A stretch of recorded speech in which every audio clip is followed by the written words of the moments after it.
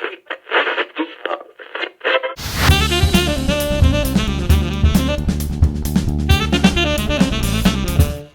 everybody, welcome to Clearwater Jazz Holiday Foundation's Young Lions Jazz Master virtual sessions. These sessions are being recorded for the purposes of Clearwater Jazz Holiday education and outreach. Today's educator and guest musician is a friend of ours, Butch Thomas. And his topic today is Learning Head Charts, Beginning Jazz Standards, Part 1. Everybody's muted for the benefit of this session, but if you have questions, please feel free to use the chat feature or the raise your hand feature, and we'll make sure we get those questions to Butch. Also, if you have feedback about today's session or topics you would like us to present, please email those to info@clearwaterjazz.com. We have with us today Butch Thomas. Butch is a regular participant of Clearwater Jazz Education and Outreach in our History of Jazz Outreach program and our My Journey with Jazz program. Butch was born and raised in St. Louis, Missouri, where he received a Bachelor of Fine Arts degree in music from Webster University. Soon after graduating, he relocated to New York City, where he established a relationship with the great instrumentalist and composer Jaco Pastorius, featured on Jaco's recordings, and the rest is history. He continued to perform with well-established artists throughout his career. He's received a number of video credits, including Lenny Kravitz's hit It Ain't Over Till It's Over, and many others. He would later tour extensively with Sting, after which he became placed in demand by yet another hierarchy of stars, and has become a wonderful performer, session player, friend of Clearwater Jazz Holiday, and so much more. He does online sessions which are available, and he's also available for recording sessions. You can hit him up on Facebook and Instagram, and if you'd like to contact him, or you can email info@clearwaterjazz.com, and we can put you in touch with Butch. Butch, welcome back to Clearwater Jazz's Young Lions Jazz Master virtual sessions. I'm going to turn it over to you now, and we appreciate you being here with us. Hi, Steve. Thanks for having me once again. Hello, everyone. My name is Butch Thomas, and today our topic is going to be learning head charts. Now, some of you might ask, especially the beginners, what's a head chart? Well, head chart basically is a song that is committed to memory. You have no sheet music in front of you per se. Now, the history of head charts goes back many, many years. Before music education existed, and before people actually learned how to read and write, the only way to learn music was by head charts or by ear. There's a few different approaches to learn head charts. And there's also a step-by-step process that you can use learning head charts. Now, I'm going to mention some songs for the beginners out there that you should learn. And the first one is Blues in F or B flat, concert. Next is a song called Footprints. Now, Footprints is in C minor. And this is by Mr. Wayne Shorter. Another classic, good for beginners, is Satin Doll by Mr. Duke Ellington. These two tunes in particular have motives that go into the next chord change, so they're very easy to remember. They just change keys a little bit, and it's not a big problem at all. It's very easy, but you must take your time. Another beginner song is Autumn Leaves. This is in G minor concert. Two more songs I'm going to mention is Impressions by Mr. John Coltrane, or So What by Miles Davis.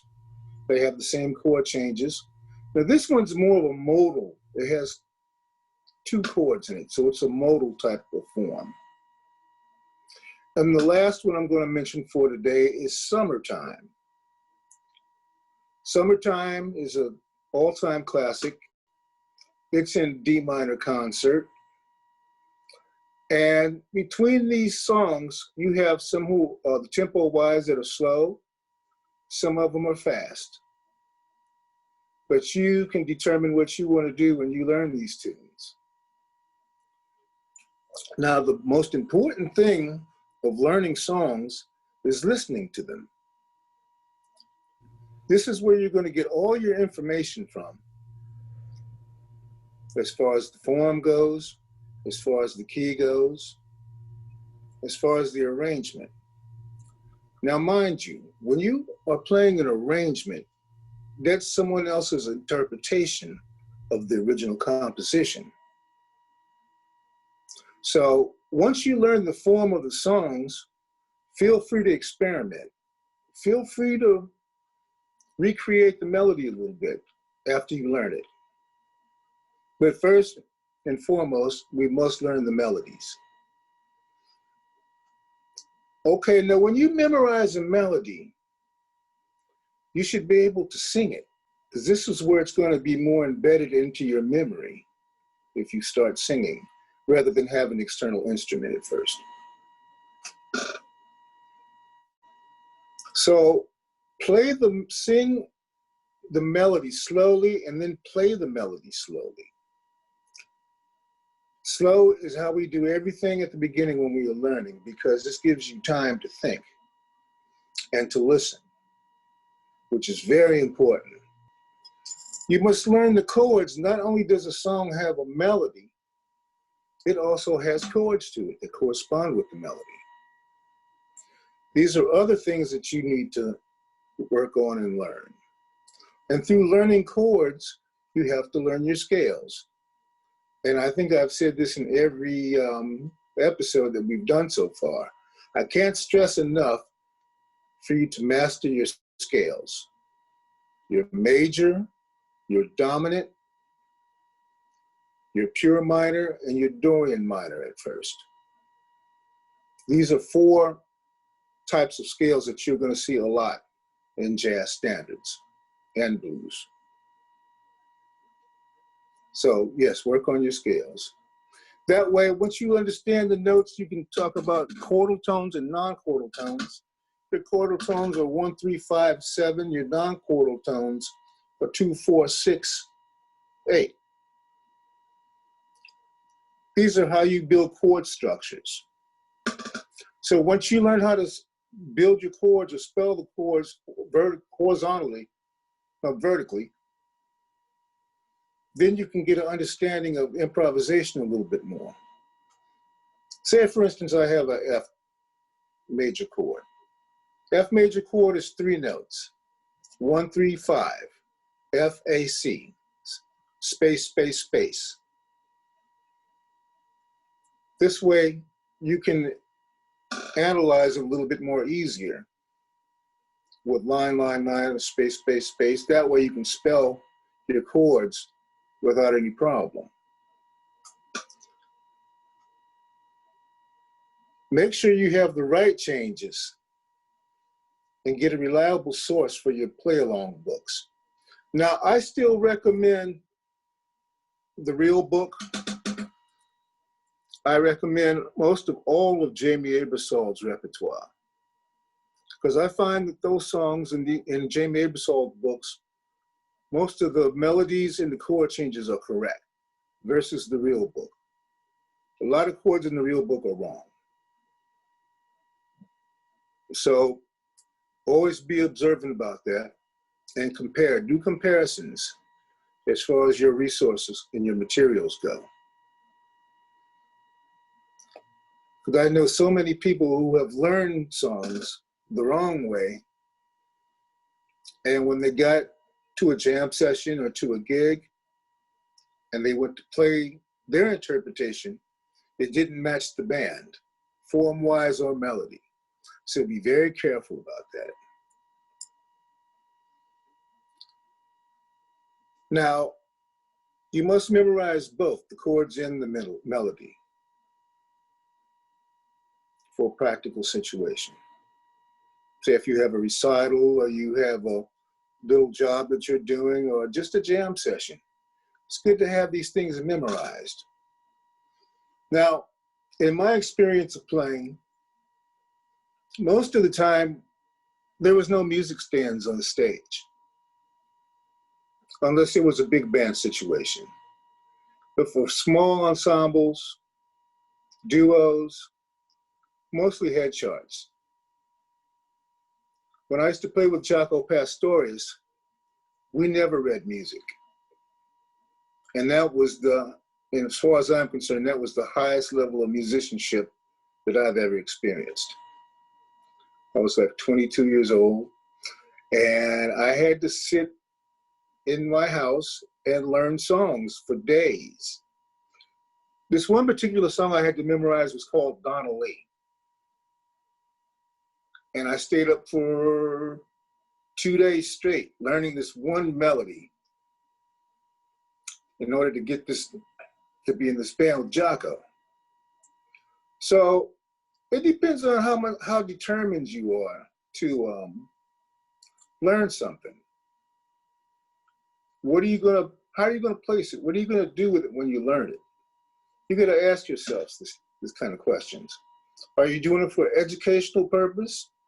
Are you doing it for business purpose? Or both? So it's learn as much as you can as far as like memorizing songs. And the more you do this, the easier it gets. Okay, now there's a catch-22 on this. When you learn a song, you should learn that song in all 12 keys if you want to be a very proficient musician. Now, when you start transposing, this is what we call this, transposition. When you transpose, it gets easier because one will start understanding the interval process as far as like the relative majors and the relative minors and going from one key to another. So I would look at that also as far as like developing my conceptual ideas. Because you'll start to hear differently when you play in different keys, the same melody. Getting back to Satin Doll, this is one good example of that. Duke Ellington plays the same motive, da da da da da, da da da, and he takes it up, da da da da da, da da da. And he goes to the second part, da da da, da da da da. So it's all relevant as far as like rhythmically. He just changes chords and plays the same thing. That was the genius of Duke Ellington. A lot of his songs are like that. They have one motive and they keep that motive and just change the chords around it and alter the notes. So as you learn these tunes, you're going to get familiar with the composers of these standards. I would look into what else they have written. And as you get more developed in your musicianship, you're going to branch off and you're going to learn other things. You're going to learn some more challenging things, which we call intermediate level. But for right now, I think these songs that I had mentioned are a good start for you to, learn with. Now, some of you might know how to improvise. Some of you might not know how to improvise. But you improvise your original melodies based on what your mind hears. Let your mind make choices of notes and phrasing and rhythms and articulations. Always use your imagination. But always stay within your limits.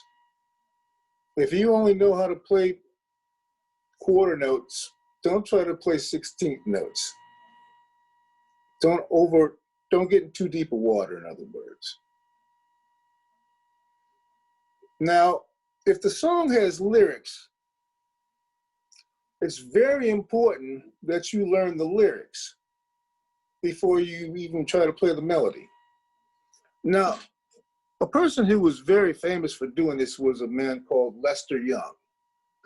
Lester Young is like our father, our grandfather of modern saxophone playing. He used to play with a lady named Billie Holiday. They have lots of records that you can research on YouTube or Spotify.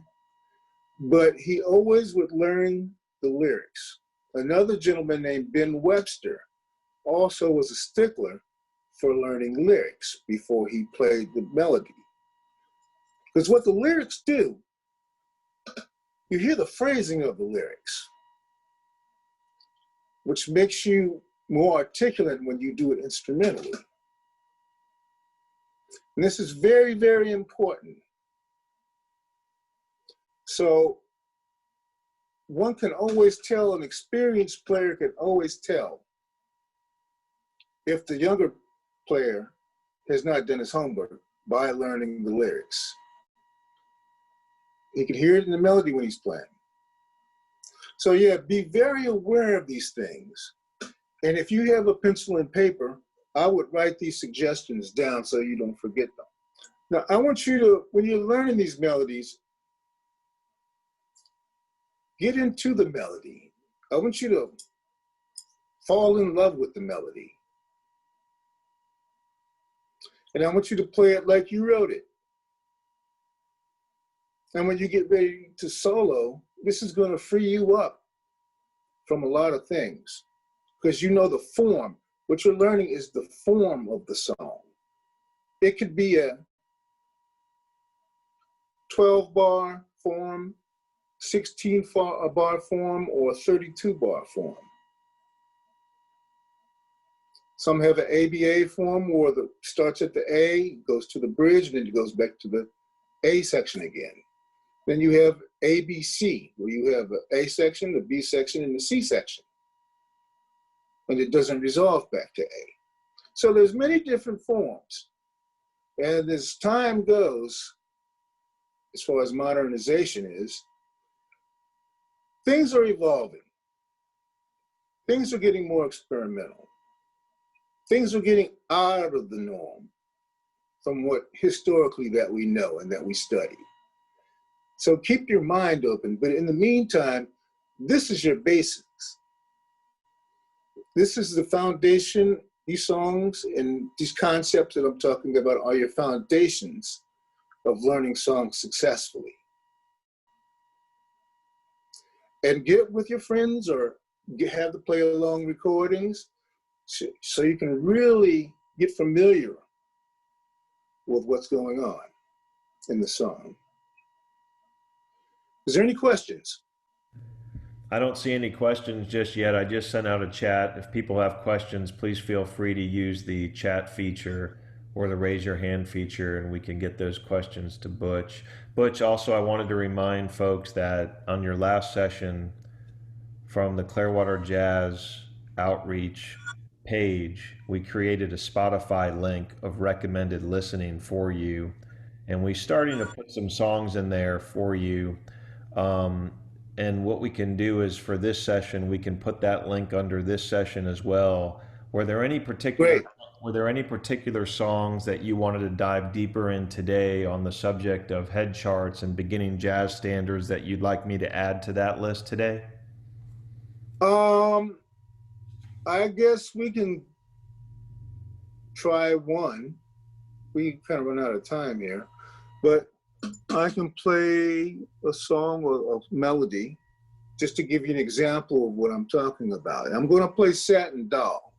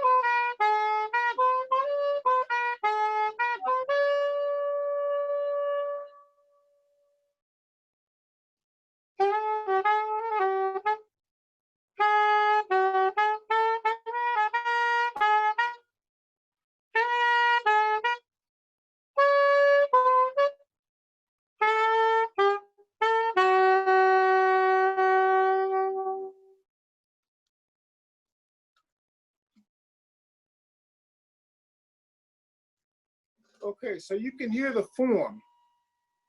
It's very simple form, very nice slow tempo, and you can hear the movement of the chord structure and the melody. So this is a tune that I would probably say you might want to check one of these out first. Check out Satin Doll first. And then go to the blues, and then footprints. And then things will start opening up for you and start to blossom. Butch, I appreciate that. We're gonna put up the link to your Spotify list from the last session under this session, and we'll add Satin Doll to it for now. And then as we go forward, you can let me know if you'd like us to add any other songs. We do have a question for you that in the chat feature. What do you do when you don't know what to play during an improvisation, or when you don't know how to translate an idea from your head to your saxophone? Well, that takes time. It just doesn't happen. With practice and experience, you get the fluidity to be able to interpret, songs and things. But as far as like not knowing what to do, there's a famous saying, when in doubt, lay out until you learn it. Never try to attempt to do anything as far as playing with people on a show until you understand what you're doing. I'll tell you a famous story.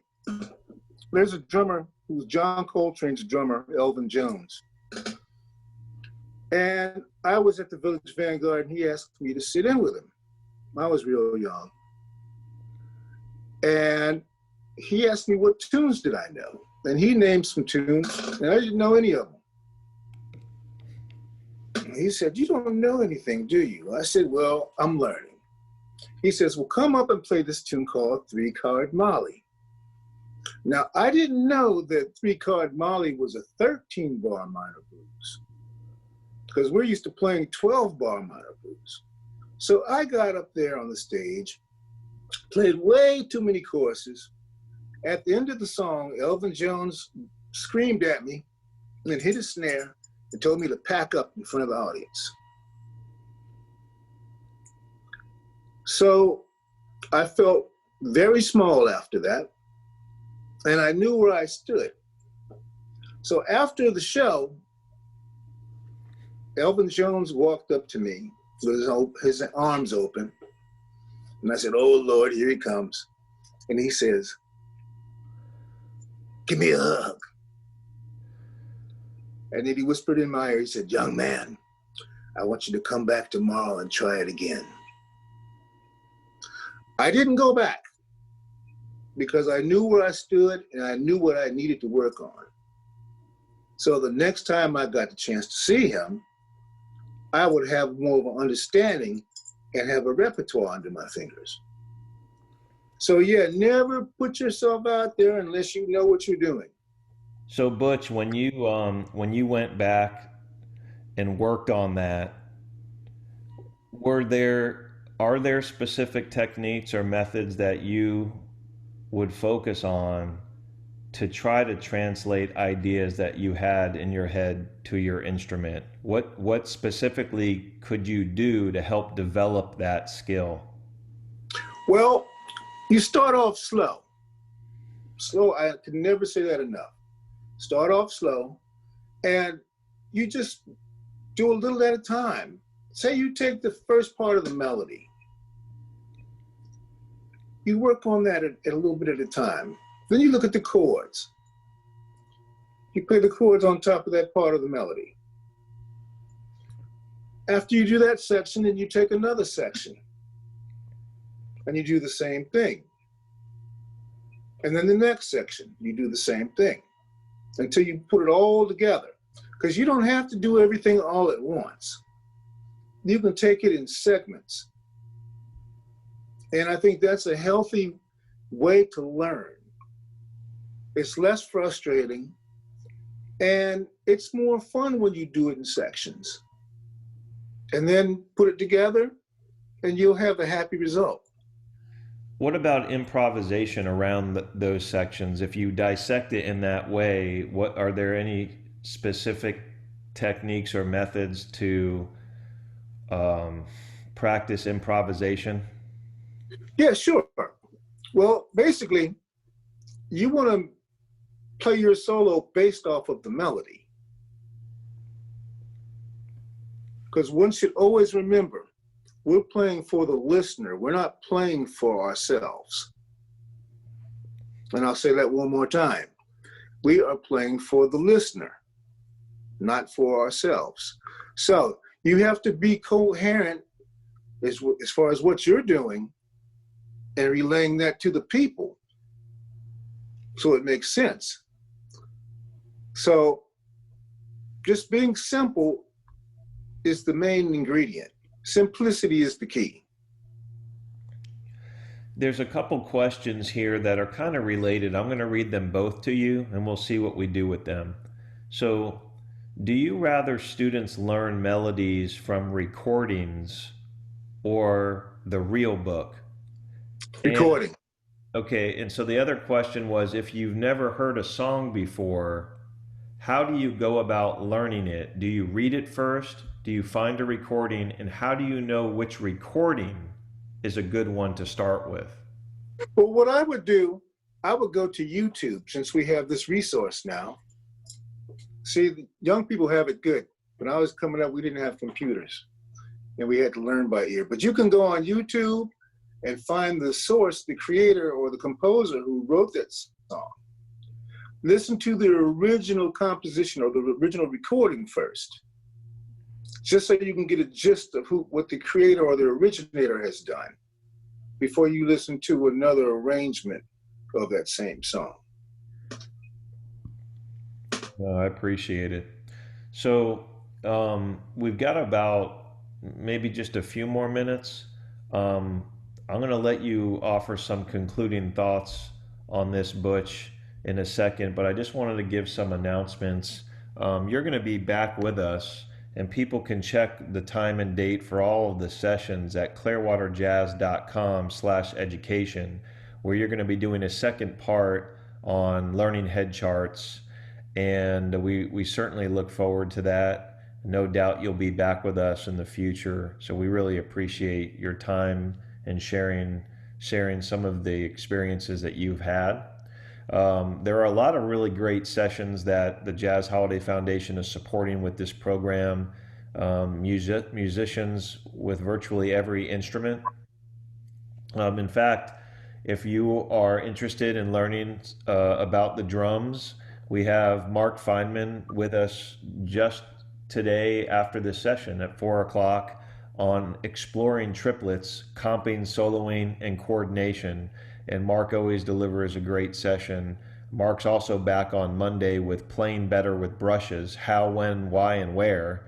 And then we've got Brandon Robertson with us next week, who is a university jazz director, but also a bass player, and he's going to be doing a more general session on where do I begin as a professional musician, which I think is going to be a great one. We've got some piano and trumpet scheduled, and these things are going well into the month of June, with more being added all the time. So please check us out if you are new to these sessions, or if you are not new to these sessions. We appreciate you being with us. And Butch, we always appreciate you being with us. So Great to be here. I'm going to turn it back to you just for maybe some final comments before we sign off, with anything else you'd like to add. Okay, well, getting back to learning songs. Now, this is a challenge for beginners. I know this. But try not to rearrange the intentions of the composer, but stay within the perimeters of what the composer has in mind, basically. And be creative and imaginative and meaningful. This will get you very far in your musical career. Butch, thank you so much for being with us. We are looking forward to the next one already. And stay well, my friend. And for all of You you too. that participated today, thank you for supporting Clearwater Jazz Holiday Foundation. We'll see you next time. Bye bye, See everyone. you later. Thank you.